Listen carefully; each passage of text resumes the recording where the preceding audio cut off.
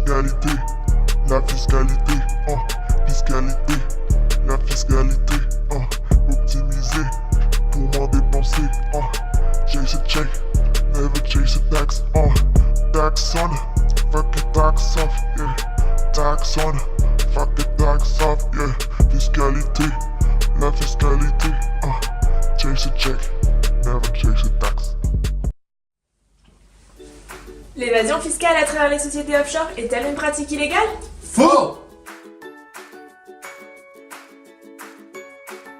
De nombreuses personnalités publiques sont fréquemment accusées d'évasion fiscale. Si l'évasion est souvent synonyme d'opacité et de fraude fiscale, les structures offshore mises en cause ne sont pas toujours illégales.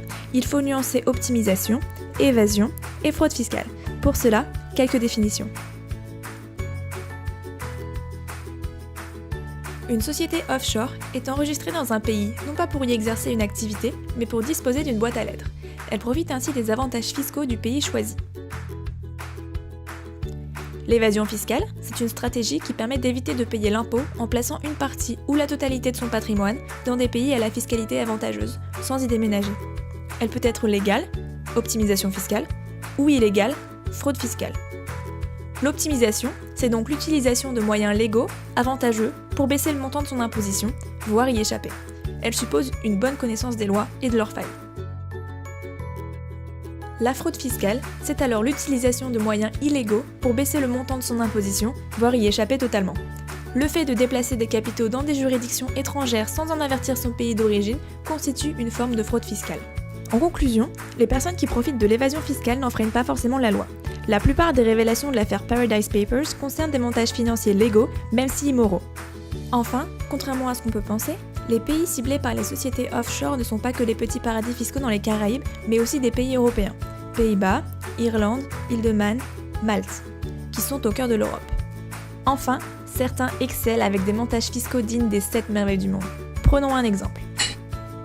Zayed Takedine, riche homme d'affaires franco-libyen, est connu pour sa mise en examen pour complicité de corruption dans le financement de la campagne de Nicolas Sarkozy en 2007. Cet homme a aussi dissimulé une partie de son patrimoine au fisc français, qui lui réclame maintenant plus de 12 millions d'euros. Voyons le stratagème utilisé pour que Zayed Takedine n'apparaisse pas comme être le véritable propriétaire de son patrimoine. Prenons par exemple son hôtel particulier, situé à Paris, d'une valeur de 12 millions d'euros. Zayed dit louer cet hôtel à une SCI, dont le gérant est en réalité un de ses maîtres d'hôtel, généralement appelé dans ce cas homme de paille ou prête-nom. La SCI est ensuite détenue par 2 sociétés offshore au Luxembourg, avec là encore pour dirigeants des hommes de paille. Ça risque de faire du foin. Pour brouiller les pistes, ces sociétés écrans sont elles-mêmes détenues par une holding basée au Panama, dont son capital est divisé en actions dites aux porteurs, toutes détenues entre les mains de Zayed. Pourquoi une telle forme d'action? Parce qu'elle garantit l'anonymat aux propriétaires. Il suffit de les détenir entre ses mains pour en être le propriétaire. Les titres sont ensuite déposés dans une banque. Pour rappel, le secret bancaire en Suisse ne pourra plus profiter aux clients étrangers à partir du 1er janvier 2018, car ce pays, conformément à la norme de l'OCDE, pratiquera l'échange automatique d'informations avec de nombreux pays. Pour verrouiller le tout, Zayed Takedine s'est construit une amitié sincère avec le ministre du budget de l'époque, en la personne de Jean-François Copé, pour se couvrir en cas de demande d'informations par les services fiscaux et réduire le risque d'avoir un redressement trop important. Cependant, tout ce château de cartes s'écroule en 2008 quand Zayed décide de contracter un prêt avec une banque en vue d'acheter un nouvel avion.